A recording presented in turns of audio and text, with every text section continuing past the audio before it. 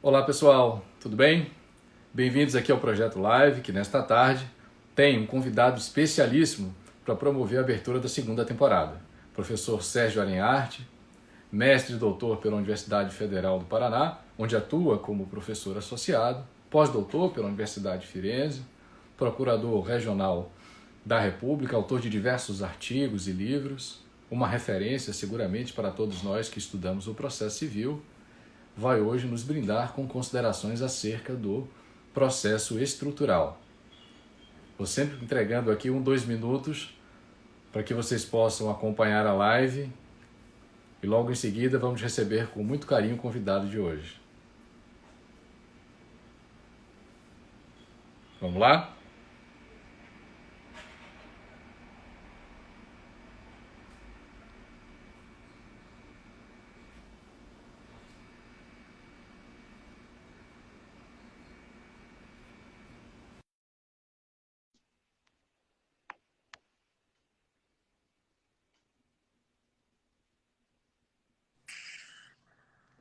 Olá, professor Sérgio. Que honra Marcelo, receber. Tudo bem? Que honra bom, recebê-lo aqui no Projeto Live. imagina, o prazer é todo meu, a alegria é toda minha. Obrigado mesmo pelo convite, pela oportunidade de estar aqui com você.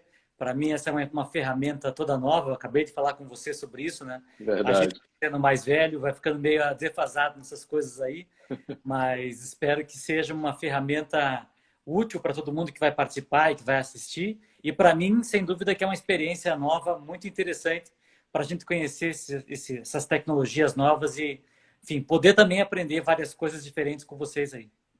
Talvez seja esse já um efeito indelével da pandemia e do isolamento, né? O reforço dessas ferramentas a muita gente. É, Professor, me permita chamá-lo assim por questão de respeito, né?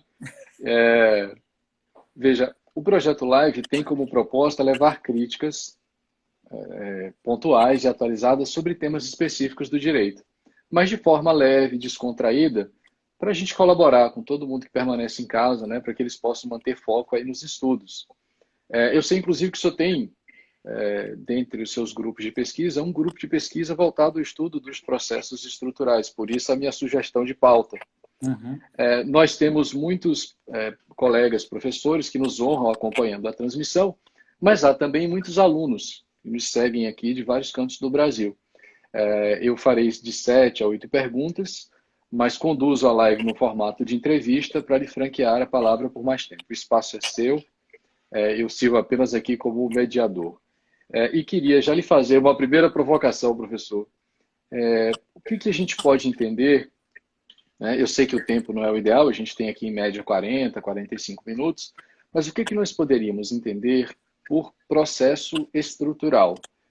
Eu já queria lhe fazer essa provocação lhe dando um contexto.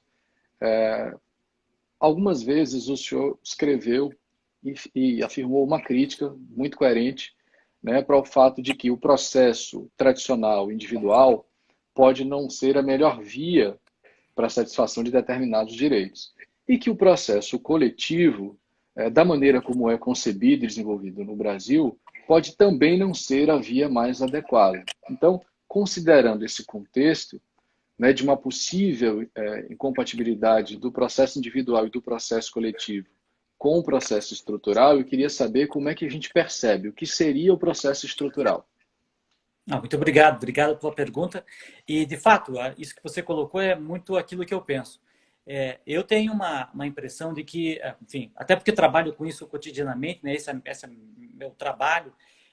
Dentro do Ministério Público, a gente vê muitas vezes um desvirtuamento do papel da ação coletiva. Tá? A Uhum. ação coletiva que deveria servir para a proteção das coletividades, para a proteção de minorias, etc. e tal, muitas vezes passa a ser, não digo só em relação ao Ministério Público, mas em relação a todos os legitimados, passa a ser um veículo pelo qual o sujeito que a juíza demanda, seja o membro do Ministério Público, seja um colega da Defensoria Pública, seja, enfim, quem seja, veicula suas próprias intenções, suas próprias tendências, como se fosse a vontade da coletividade, como se fosse o desejo da coletividade.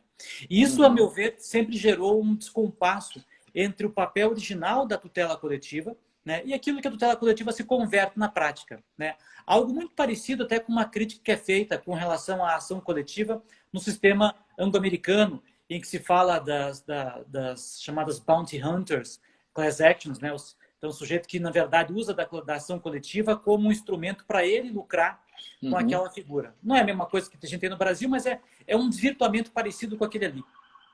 E o fato é que, quando você vai discutir grandes questões, temas muito complexos, sejam eles de direito privado, sejam de direito público, muitas vezes essa ideia transparece ainda mais. Quer dizer, certo. a rigor, nosso problema é que, vamos supor, nosso problema da pandemia de hoje, né? Passa que eu, agente do Ministério Público, eu, colega da Defensoria Pública, da Advocacia da União, uso da ação coletiva, não mais no interesse daquilo que a coletividade esperaria que eu fizesse, mas para veicular aquela minha opinião com relação, por exemplo, à questão da pandemia. Então, eu vou dizer, por exemplo, que a cloroquina é muito boa, tem que dar para todo mundo. É muito ruim, não tem que dar para ninguém. Tem que botar todo mundo em isolamento, não tem que botar ninguém em isolamento. E eu faço aquela ação do jeito que eu quiser, do jeito que eu achar adequado, etc.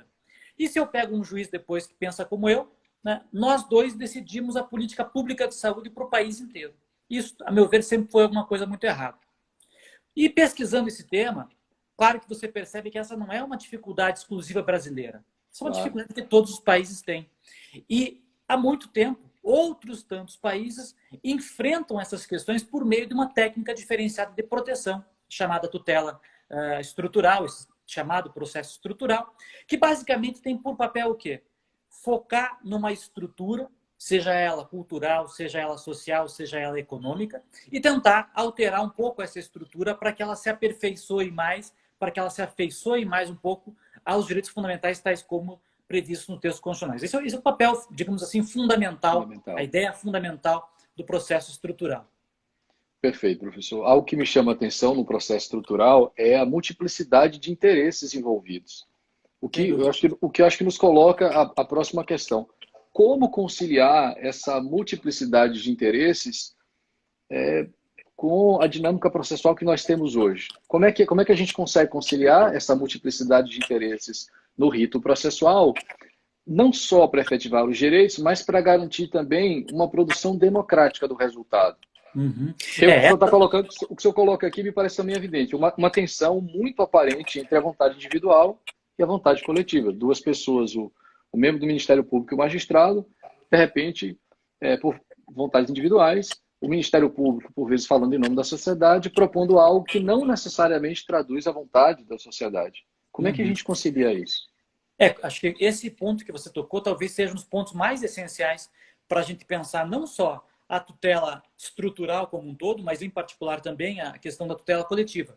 Né? Porque esse divórcio que acaba acontecendo entre a vontade daquele que age em nome da coletividade, como autor de uma ação coletiva, e a coletividade que ele diz que representa, é talvez um dos grandes problemas no Brasil, fora do Brasil, né? E de mais difícil também solução, dentro do Brasil e fora. Né? Eu acho que a primeira coisa que a gente tem que notar é que nem todo processo que é multipolar, chamado assim, né, multipolar, policêntrico, ou seja, que apresenta vários polos diferentes de interesse, né, em que eu não tenho só um polo autor e um polo réu, em que eu tenho vários polos diferentes de interesse, mas todos eles convergindo para o mesmo objeto, para a mesma situação concreta, nem todo processo policêntrico é estrutural. Eu diria que todo processo estrutural é policêntrico, mas nós temos processos que são policêntricos e que não são estruturais, e que vão enfrentar esse mesmo problema que você coloca aí. Se a gente for pensar, por exemplo, uma situação até que nem é de tutela coletiva tradicional, mas ações que envolvem discussões societárias, por exemplo, né, uma deliberação social, uma interpretação de uma cláusula do contrato social, etc. e tal, essas são demandas normalmente também policêntricas, porque eu tenho vários polos de interesse diferentes convergindo sobre aquela mesma discussão, mas ela não é estrutural. Ela não tem por objetivo reestruturar a sociedade, repensar a sociedade. Ela tem por objetivo discutir algum problema pontual lá da sociedade. E para esse tipo de situação, nós já temos uma enorme dificuldade no campo do processo civil. O processo civil não sabe lidar com esses vários polos de interesse. Ele quer categorizar todo mundo ou no polo autor ou no polo réu. Quando muito, como inclusive diz o professor Antônio Cabral, ele vai permitir que você fique migrando de um polo para o outro, mas ele não permite que você estabeleça polos diferenciados. Raros são os autores que fazem uma diferença que, a meu ver, é muito importante entre o chamado litisconsórcio e a acumulação subjetiva de demandas, né? que é justamente pensar essa diferenciação. Nem todos aqueles que estão num polo do processo convergem num tipo de interesse. Então, essa tua pergunta, a meu ver, é talvez a mais interessante e a mais complexa de ser abordada para o processo de forma geral e, sem dúvida, para o processo estrutural de forma específica. Eu, há algum tempo atrás, escrevi um trabalho em que eu me preocupava justamente com esse ponto e tentava estabelecer algumas linhas para que a gente pudesse repensar a maneira de legitimação dentro de um processo e um equilíbrio, sobretudo voltado para a tutela coletiva, né? Um equilíbrio entre instrumentos de participação efetiva e instrumentos de representação de interesses que fossem adequados e efetivos para esses grupos que não estão presentes em si mesmos, né, dentro de um processo. Então, basicamente, a ideia seria dizer, olha, tem situações em que eu posso permitir que os sujeitos que compõem os grupos participem pessoalmente de um processo. Né? Eu poderia, por exemplo, imaginar situações em que o grupo é pequeno, embora eles tenham divergências de opiniões, eles são poucos sujeitos que podem se fazer apresentar pessoalmente na relação processual. Nesse caso, a gente poderia ter um processo estrutural desenvolvido na forma de um processo coletivo, com participação de vários sujeitos com opiniões diferentes e tal. Só que no mais das vezes isso não vai ser possível, porque os grupos são grupos grandes de pessoas. Né? Então, nós temos o grupo das pessoas, de novo usando o caso do nosso problema de hoje, do coronavírus, dos doentes, das pessoas que não estão doentes, dos comerciantes, dos empresários, né, das pessoas que estão em casa, dos estudantes, dos professores, dos profissionais de saúde, etc. Cada um deles com uma visão diferente do problema e com um problema específico para ser colocado aqui. Eu não posso botar todo mundo dentro de um processo, senão esse processo também não termina mais. Então, a gente precisa, de fato, desenvolver instrumentos de representação processual. Vou usar o termo representação aqui de uma forma não técnica, né? Porque a nossa representação aqui é uma representação meta-individual, é uma representação diferenciada da lógica clássica de representação do processo individual. Mas instrumentos pelos quais essas pessoas pudessem se apresentar por meio de um representante que, de fato, fosse a voz deles, desse grupo, dentro do processo.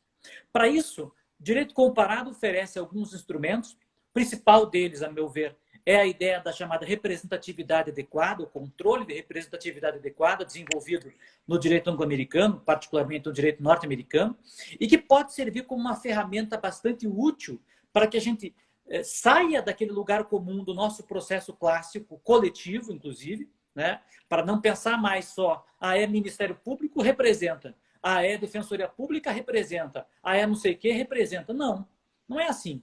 Né? Eu posso ser um sujeito muito preparado para a tutela de um valor determinado. Sei lá, eu sou um ultra estudioso do tema de indígena, mas eu não sei nada do tema de menor, de criança. Então, não quer dizer que eu, que posso agir bem num processo de representação de índios, vou agir também bem num processo que representa o interesse de menores, de crianças, de consumidor, não sei o quê, não sei o quê. Então, a ideia do controle de representação adequada, que deve, inclusive, interferir durante todo o curso do processo, é permitir ao juiz e às partes que verifiquem se o comportamento daquele sujeito que se coloca na frente daquele grupo para tutelar o interesse daquele grupo específico, de fato, converge com o interesse do grupo que é representado. Né? Há uma série de critérios para esse fim. A legislação brasileira, que fala de tutela coletiva, tradicionalmente não usa esse critério. Né? A gente parte de um critério ex lege, quer dizer, se você está lá rolado entre os legitimados para tutela coletiva, se supõe que você representa aqueles interesses, mas o fato é que a prática mostra que não é assim que funciona. Né? Muitas vezes há um divórcio entre uma coisa e outra. Eu já queria que você abordasse isso exatamente. Essa opção da legitimação ex lege, que atribui a determinados institutos, né? Atribuída a determinados... Não, de certa forma, não desloca um pouco o processo da realidade, como o senhor está colocando aí agora?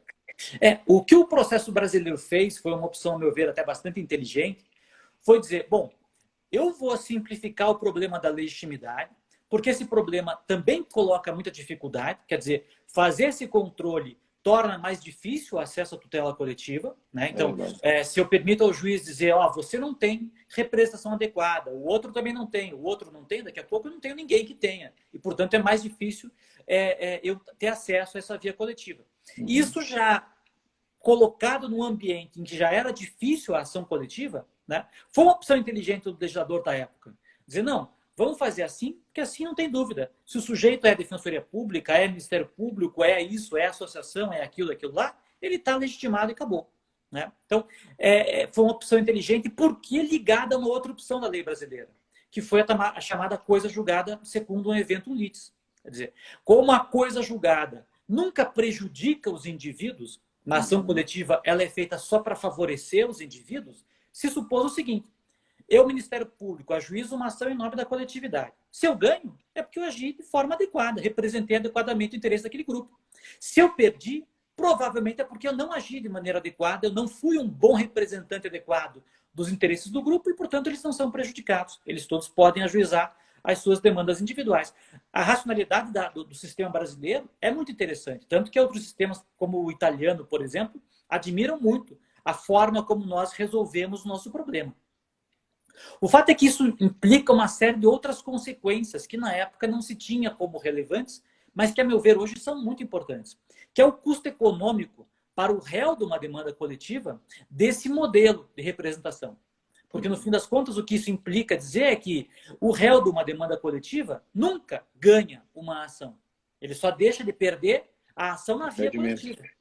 Eventualmente perde menos, mas ainda continua aberta toda a via individual para ele continuar litigando. Então, os custos disso acabam sendo internalizados pelas empresas que são sujeitas a uma demanda coletiva. Quer dizer, eu sou empresário, eu digo, isso pode me gerar uma ação coletiva e mais 2.000 ações individuais. Vou botar como custo do meu processo, do meu produto, e nós todos pagamos por isso, aconteça ou não aconteça a demanda coletiva. Então, em termos de análise econômica do processo, essa é uma solução que não é adequada para a nossa realidade atual. Eu acho que ela foi muito útil no passado, mas hoje nós poderíamos avançar para lidar com esse conceito de representação adequada, porque nós temos condições de ter um sistema melhorado de adequação do comportamento do representante e do interesse da coletividade. E isso é muito útil para toda a tutela coletiva, e em particular para o processo do tipo estrutural, né? Um dos seus artigos, inclusive, o senhor comenta experiências internacionais. Na Argentina, me parece que a proposta foi de verificar grupos através do voto. E aí o senhor incisivamente diz, olha, o fato de ser o mais votado não significa que ele tenha uma representatividade adequada, possa falar pelo grupo. Não é porque ele é popular que necessariamente ele representa os interesses do grupo. E no Japão, que me parece lá a proposta foi de um cadastro mais excessivamente burocrático, que me parece que acaba dificultando a propositura de demandas coletivas. Aí eu queria que o senhor comentasse um pouquinho da experiência internacional, o que a gente pode aprender com ela.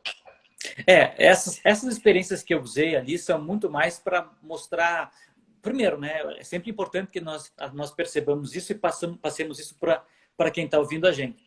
Segundo a Trícia, nós temos agora telespectadores. Os nossos telespectadores. Ou insta-espectadores, sei lá. Pois é. Às vezes existem coisas que funcionam para um certo país e não funcionam para o nosso. Né? Muito frequentemente existe isso. Né? Muitas coisas são pensadas para um modelo processual porque lá aquilo faz um certo sentido. E para nós não faz nenhum sentido. Né? Essas opções, por exemplo, da Argentina, ou até a opção do Japão é de criar esse cadastro, mas só entra no cadastro aqueles órgãos que são certificados pelo governo japonês. Né? Então, é um negócio que seria para nós totalmente impensável.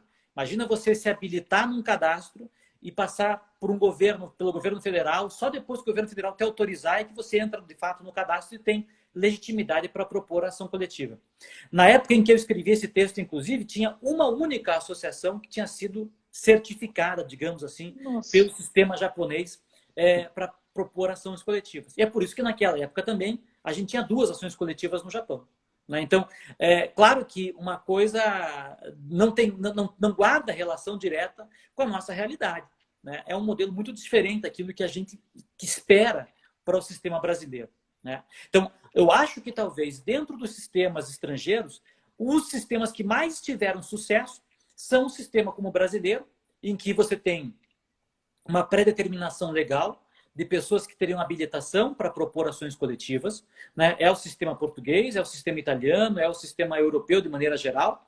E esse modelo que é um modelo americano, anglo-americano, americano sobretudo, mas também copiado depois, de certa forma, no sistema canadense, no sistema australiano e países que derivam desse tipo de compreensão, no qual há uma legitimação aberta, porque a pessoa poderia propor a ação, mas o juiz faz, caso a caso, uma avaliação de representação adequada. Que, a meu ver, tem uma ideia muito interessante, porque permite a criação daquilo que eles mesmos chamam de subgrupos de representação. Quer dizer, é a percepção de que nem todo mundo tem o mesmo tipo de interesse em uma única demanda contra um único réu. E que eu posso ter grupos diferentes, pensamentos heterogêneos, ainda que dentro de um único tipo de pretensão dentro do processo. E isso, às vezes, até é uma imposição do próprio magistrado, do próprio juiz que conduz a ação coletiva. De dizer, olha, você representa de forma adequada esse grupo aqui, mas aquele grupo lá não. Ele está subrepresentado. Então, eu vou querer que um outro sujeito venha para cá para representar os interesses especificamente daquele grupo ali. Porque é importante também ouvir aquele grupo, isso faz parte da nossa ideia, né, de contraditório, de um processo democrático, de um processo participativo. Então, eu preciso ouvir o pensamento e o interesse daquele grupo específico e você não está representando de forma adequada aquele grupo. Então, eu vou dividir a classe em 2, 3, 4, 5, tantas subclasses, né? E aí, então, eu vou ter alguém que fala por essa classe, alguém que fala por aquela outra classe, e assim todos os valores importantes para o desenvolvimento daquele processo passam a permitir, a ser ouvidos de maneira igualitária dentro desse processo. Perfeito. É possível também que um grupo que tenha representatividade adequada a perca no curso do processo. Então, esse controle me parece que precisa ser feito do início ao fim. Exatamente, você tem toda a razão.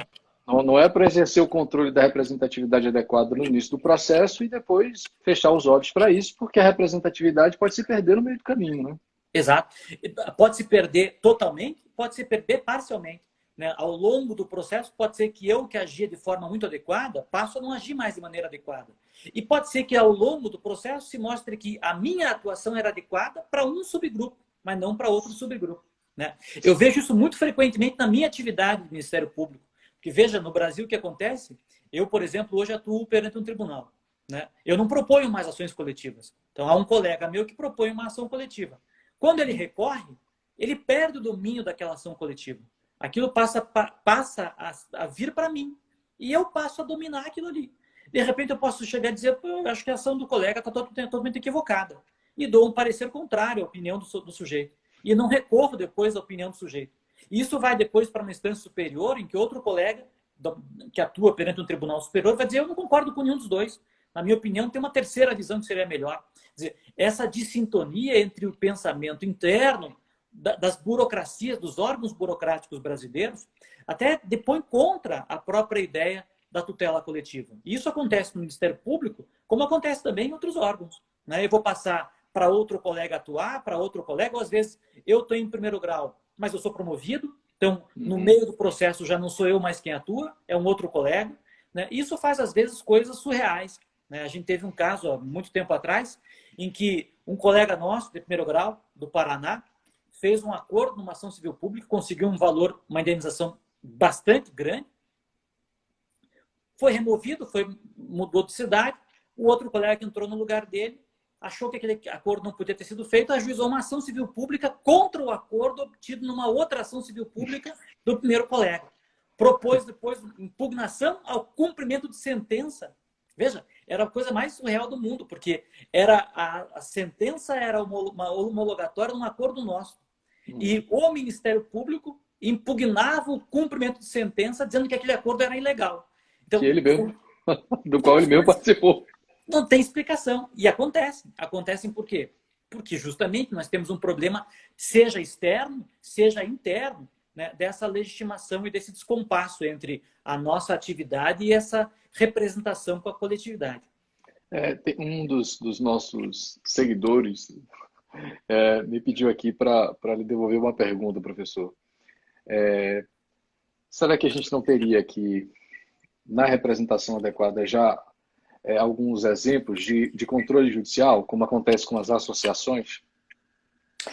A ideia Quando se legitimou as associações para proporem ação coletiva, assim como também quando se percebeu no Código de Defesa do Consumidor, quando se ofereceu no Código de Defesa do Consumidor a legitimidade para órgãos públicos, se quis dar um mínimo de representação adequada, né, ao exigir uma pertinência temática. Acontece isso com associações, acontece isso também com órgãos públicos. Eles têm que ter pertinência temática para ajuizarem ações coletivas. E, de certa maneira, a própria jurisprudência brasileira, ao limitar o cabimento de ação coletiva por certos entes, por exemplo, Defensoria. Né, a brasileira vai dizer isso, que o Ministério Público não pode propor ação coletiva em matéria de direito disponível e patrimonial. A Defensoria Pública tem que ter, no mínimo, remotamente, uma ligação com hipossuficientes, etc. e tal. Né? A ideia é, mais ou menos, dar uma certa tonalidade, digamos assim, de representação adequada para a atuação daqueles que são legitimados para a tutela coletiva. Mas, ainda assim, eu particularmente acho, e isso é uma opinião, claro, uma opinião minha, eu particularmente acho que isso é muito pouco. Quando você pensa em representação adequada, isso vai muito além dessas exigências. Né? Justamente porque, não sendo assim, veja o que acontece no Brasil. Eu posso fundar uma associação, dizer que a minha associação representa interesses do idoso, e amanhã ajuizo uma ação para idoso. E eu não sei nada de idoso, não gosto de idoso, não estou nem aí para nada de idoso, mas porque eu escrevi lá que a minha associação representa idoso, tá beleza. Já tem um ano, pronto. Já tem um ano, né? Ou às vezes se dispensa mesmo a pré-constituição de um ano, e aí tudo bem, eu vou lá ajuizar a ação para idoso. Então, eu acho que não é bem assim que a coisa deve funcionar. A ideia do controle de repressão adequada é uma ideia de um controle efetivo. De dizer, quero ver o que você fez pelos idosos até hoje. Ah, eu tenho um histórico de tutela dos idosos, está aqui o que eu já fiz. Está aqui quem eu sou, está aqui quem advoga para mim, está aqui minha condição de recurso para bancar uma ação como essa. Está aqui a minha imparcialidade ou a minha ligação com aquele grupo para que eu possa, de fato, agir em nome deles. Eu não estou aqui de alegre, né? Eu sei o que eu estou fazendo. Então, essa é uma ideia, a meu ver, fundamental. Porque, não sendo assim, o nosso problema justamente eu, por exemplo, que fiz concurso para o Ministério Público, ajuizo a ação e discuto problema de meio ambiente, consumidor, idoso, criança, índio, não sei o quê, não sei o quê, não sei o quê. E eu não sou um especialista disso, em todos esses aspectos. E vou litigar, do outro lado, com alguém que é ultra especialista nisso. Né? Provavelmente uma empresa poluidora vai contratar um grande escritório de advocacia de meio ambiente e que vai discutir comigo de que jeito, se eu não sei metade daquilo que esses caras sabem. Quer dizer, há uma enorme desvantagem para a coletividade em permitir esse tipo de situação. Né? Com toda certeza. Senão você está pressupondo que os entes são oniscientes, sabem de tudo, estão presentes em todos os lugares. E não é assim. Exatamente. Esse desequilíbrio, evidentemente, prejudica a defesa dos interesses ali envolvidos. Com certeza. Dúvida, professor. Considerando os mecanismos que eu entendo, concordo com o senhor, penso que a jurisprudência, pelo menos já dá indício, a gente já tem uma faísca, um vislumbre, né? Pelo menos no que toca ao controle, ainda que judicial, da representatividade adequada, é alguma coisa, mas insuficiente. Considerando aqui os mecanismos que nós temos, aí me permita chamá-los de clássicos, né? Como terminologia que o senhor já empregou, clássicos, modernos, clássicos aqui considerando o litisconsórcio, talvez modernos aqui considerando os juízes cooperantes lá do artigo 69, parágrafo 2º, queria que o senhor comentasse um pouquinho. Quer dizer, com as ferramentas que nós temos, né, as clássicas e as moderadas, o que é que podemos fazer? Com o que temos? Então, eu acho que hoje o sistema processual brasileiro deu um avanço significativo em matéria justamente dessa percepção da necessidade de internalizar um controle de repressão adequada. Né? Nós já temos isso há algum tempo com as leis de controle de constitucionalidade. Né? Então, as leis que tratam do controle de constitucionalidade já tinham, de certa forma, uma sinalização com a necessidade de permitir participação de sujeitos que tivessem representação adequada. E hoje o Código do Processo Civil escancaradamente fala na representatividade adequada quando trata da figura do amicus curiae. Perfeito, 138, então, perfeito. A gente, na verdade, expressamente hoje, internaliza no sistema brasileiro a ideia de que há situações, né, e em particular no amicus curiae, eu acho que isso é muito presente, há situações de amicus curiae, aquilo que eu particularmente chamo de amicus curiae parcial, que, a meu ver, nós temos dois tipos de amicus curiae no modelo brasileiro. Né? Nós temos o amicus curiae que vem para o processo para auxiliar o Poder Judiciário, que é o amicus curiae tradicional do direito alemão, aquele especialista que vem colaborar com o Poder Judiciário. Mas nós temos também um amicus curiae parcial, que é aquele que vem colaborar com a parte do processo, que vem representar interesses de um grupo determinado. E é esse que o código coloca como tendo que expor, extravasar a sua representação adequada. Então, eu venho aqui em favor dos interesses, por exemplo, do grupo de profissionais de saúde. E eu tenho, de fato, uma representação daquele grupo. Não estou aqui falando por eles como qualquer um. Não. Eu sou ligado a esse grupo, eu sou um advogado daquele tipo de grupo, enfim, eu tenho uma tradição ligada àquilo. Então, isso vai permitir, ao longo do tempo, que a gente amadureça essa ideia desse controle. E perceba, inclusive, até que ponto isso tem sido útil ou não. Né? Até para que a gente possa saber até que ponto a gente deve esticar esse tipo de exigência e até que ponto isso vai ser bom ou não vai ser bom para que a gente possa impor isso como uma regra na tutela coletiva, ou em que medida isso vai servir talvez até como um gargalo para a tutela coletiva. Né? Eu, às vezes, percebo que em certas situações esse tipo de exigência tem sido mal aplicado. Né? O Supremo Tribunal Federal, às vezes, tem dado exemplos muito ruins de controle de repressão adequada. Dou um exemplo de situações que são até meio cotidianas. Às vezes, em ações de controle abstrato e constitucionalidade, que a gente vê que o Supremo Tribunal Federal admite o ingresso de Estados-membros, então entra lá o Estado A, o Estado B, o Estado C, o Estado D, de repente tem lá um número muito grande, aí ele começa a dizer, não deixo mais você entrar porque você não tem representação adequada. Quer dizer, o critério, no fim das contas, passa a ser um critério quase que numérico.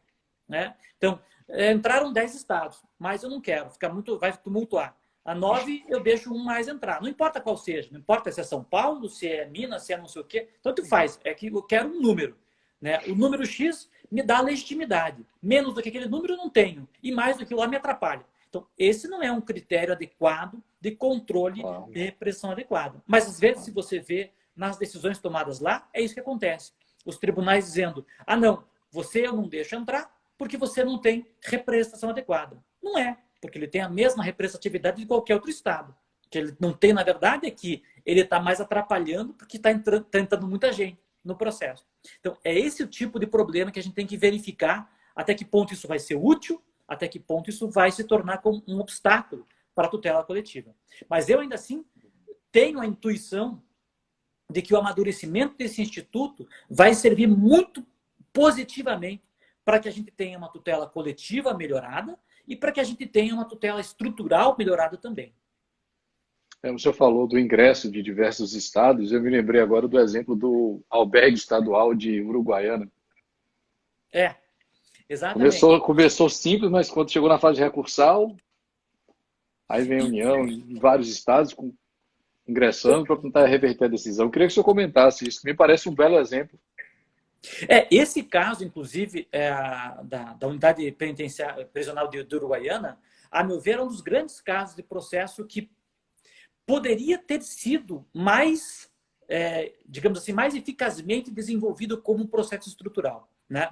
Chegou no Supremo Tribunal Federal e gerou, inclusive, uma decisão, uma tese de repercussão geral, que é muito importante para quem desenvolve os estudos em matéria de processo estrutural, porque ali o Supremo expressamente diz que, nesses casos, é sim possível que você tenha a atuação do Poder Judiciário para coibir infrações a direitos fundamentais e, portanto, para que aquilo não se desenvolva de maneira, continue sendo ilegal, contrariamente ao que tinha decidido tanto o primeiro grau como o segundo grau. O Tribunal de Justiça do Rio Grande do Sul não tinha aceito essa ação civil pública justamente porque dizia que ela implicava uma intervenção indevida do Poder Judiciário em matéria de políticas públicas, e o Supremo vem e diz, num belíssimo voto do ministro Lewandowski, não é assim. Né? Na realidade, há sim essa prerrogativa, isso é um dever do Poder Judiciário, e nós temos sim que intervir nesse tipo de tema.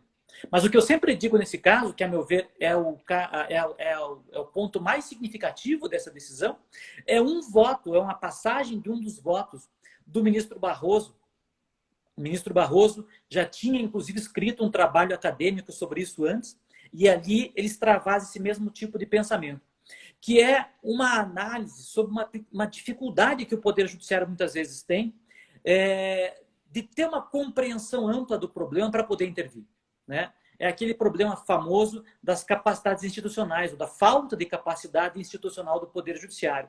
Muito por conta da dificuldade imposta pelo processo.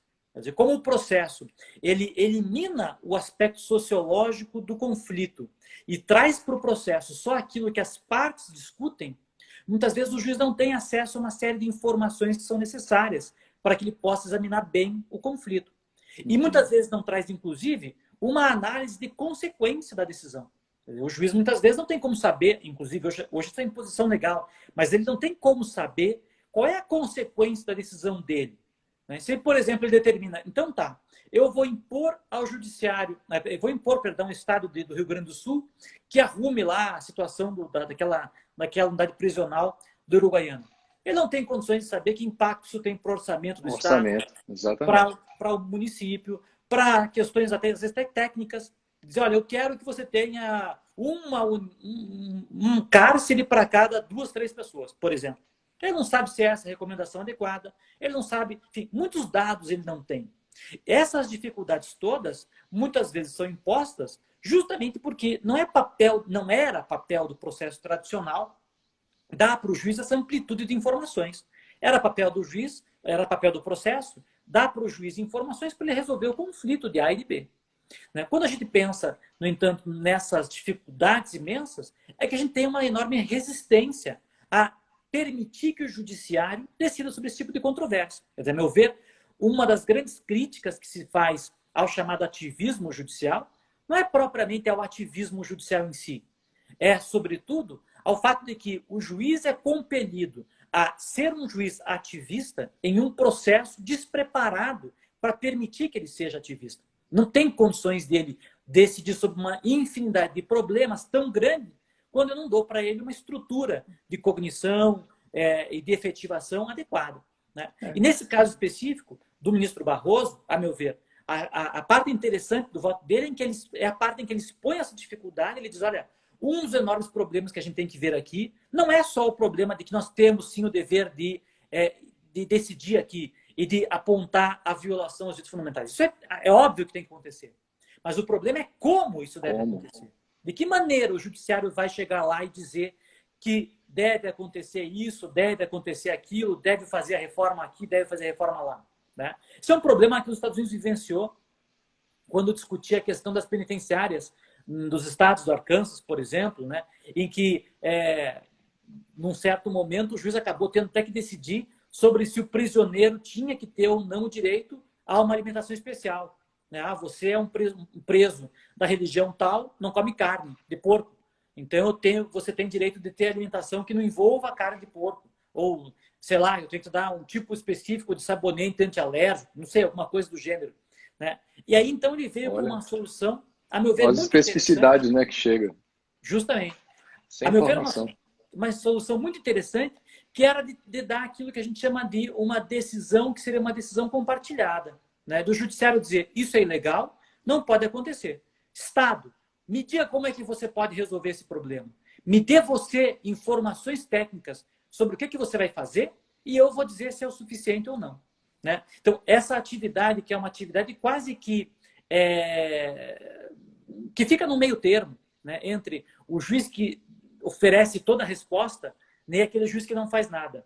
Esse aqui é um juiz que dá a resposta dizendo há uma ilegalidade, ela tem que ser superada, mas eu não sei de que maneira ela vai ser superada. Eu preciso que você, Estado, que um outro órgão, me diga o que é preciso para que a gente supere essa informação. Eu acho que isso permite a gente superar esses déficits de capacidade institucional do Poder Judiciário e talvez seja uma das grandes ferramentas, talvez das mais úteis, para que o processo estrutural, de fato, possa se desenvolver. É, inclusive, uma solução muito elogiada do ponto de vista do direito constitucional, nos Estados Unidos até. O professor Kassenstein, por exemplo, escreveu sobre isso, o professor McTushnet também escreveu sobre isso, elogiando soluções como essa, particularmente olhando uma decisão da Corte Constitucional da África do Sul e que, a rigor, se assemelha muito a essa situação dada aqui no Supremo Tribunal Federal envolvendo esse caso de Uruguaiana aí.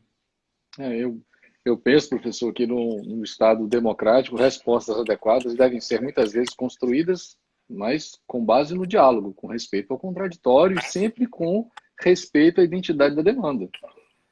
Se você pressupõe que a estrutura que a gente tem, processual, e aí falo de rito, no processo estrutural, é quase a mesma que se tem num processo onde A vai discutir com B sobre a reconstrução de um determinado muro, quer dizer, se a estrutura formal ainda é muito semelhante, sobretudo que toca a produção da prova, é claro que você vai encontrar uma série de dificuldades ainda não previstas pela legislação. Não só na produção da prova, mas no cumprimento da decisão. E não basta decidir, né? Às vezes é preciso saber qual é a melhor maneira de decidir e qual é a melhor medida para assegurar o cumprimento da decisão. Eu acho que o diálogo nesses dois pontos é sempre fundamental. Sem dúvida. Professor, eu sei que os meninos vão começar a me mandar mensagem aqui, mas infelizmente nosso tempo tá acabando. Eu queria até destacar, os meninos estão nos acompanhando aqui, para recomendar a leitura. O professor Sérgio organiza uma obra de processo estrutural junto com o nosso maestro Jobim. Está aqui, livro publicado pela editora Juspódio. Está na segunda edição. Acho que a segunda é a mais atual, né, professor? Essa é a segunda, é a mais atual. A gente ainda quer fazer mais uma terceira. Espera que um dia saia uma terceira edição desse livro com mais artigos. Está até convidado para escrever também mais sobre Muito obrigado, professor. Uma honra. E... eu diria, Beck, é um livraço. E aí fica a minha recomendação. É um livro, acho que indispensável para quem quer pensar o processo estrutural. São dois craques, o senhor e o nosso amigo Jobim. Eu costumo dar sempre 2 minutos para o convidado se despedir, mas eu aproveito também, antes de franquear a palavra para essa despedida, queria aproveitar para agradecer imensamente a sua generosidade, a sua gentileza e a sua disponibilidade. Foi uma live incrível, como era de se esperar. Eu tenho certeza que todos nós aprendemos muito sobre o processo estrutural e de forma leve, com uma didática que já o consagrou, que é fantástica. Então, eu queria registrar aqui já o meu agradecimento, viu, por sua disponibilidade, por sua generosidade, dizer que a casa é sua. Será sempre uma honra recebê-lo. Então, se o senhor tiver um tempinho daqui para frente, estaremos sempre a par para lhe receber. Do mesmo jeito, eu sempre que você quiser, estou à disposição. Para mim é sempre uma alegria conversar com você e, enfim, com quem quiser sobre o processo civil, que é uma paixão comum de todos nós aqui. Eu queria te agradecer muito o convite. Para mim foi, de fato, fiquei muito feliz, fiquei muito honrado com o convite, com essa possibilidade e, como te falei, fiquei ainda por cima muito contente de conhecer essa ferramenta nova que eu não conhecia e que eu não sabia, ainda não sei usar direito. Mas para mim, de fato, pode ser uma das formas de comunicação importantes, não só para esse momento, mas daqui para frente, inclusive. Então, há pouco aqui vi que a professora Thaís Pascoal também está aqui assistindo a gente. A professora Thaís também foi pioneira numa outra forma minha de participação da banca dela de doutoramento. Eu estava no hospital na época. Agora teria essa outra forma de avaliação. Sempre bem-vinda, Thaís. Aqui já passaram também o Backlaut, mandando um abraço. Juliana Provedel, que participou de uma live aqui muito boa também, sobre processo coletivo. Tem muita gente boa nos acompanhando. A Simone, o senhor é muito querido e tem que usar mesmo esse espaço, tem que ocupar esse espaço mesmo, professor, para divulgar suas ideias e para permitir que, de alguma maneira, a gente consiga ter um pouco mais de proximidade com o senhor, com suas ideias, com todo esse saber jurídico. Imagina, muito obrigado, Marcelo. Para mim foi uma enorme alegria mesmo estar com você aqui e, enfim, conversar com você, conversar com todo mundo aqui sobre um pouquinho sobre o processo civil. Eu fico à tua disposição, sempre que você quiser, sempre que você precisar. Para mim é sempre uma enorme homenagem, uma enorme alegria. Obrigado mesmo pela oportunidade, obrigado por essa conversa que foi para mim também muito agradável, muito gostosa. Obrigado mesmo. Obrigado, professor. A gente se vê em breve. Um abraço para o senhor, fique com Deus. Vocês também. Fiquem com Deus, fiquem em casa, se cuidem, que a gente possa depois dar muita risada com essas questões desse coronavírus aí. Espero. Se Deus quiser. Um abraço, professor. Valeu, brigadão. Pronto, pessoal, concluímos mais uma live incrível com o professor Sérgio sobre o processo estrutural. Espero que vocês tenham gostado. Já eu posto um registro da live para ouvir os comentários, as críticas, as sugestões. Começamos muito bem a nossa segunda temporada, né? Tenho certeza que vocês gostaram. Amanhã seguindo com o nosso projeto live, eu recebo mais um convidado especial para falar da jurisprudência do STJ sobre o Código de Processo Civil. Conto com a presença de todos. Um abraço, fiquem com Deus, a gente se vê.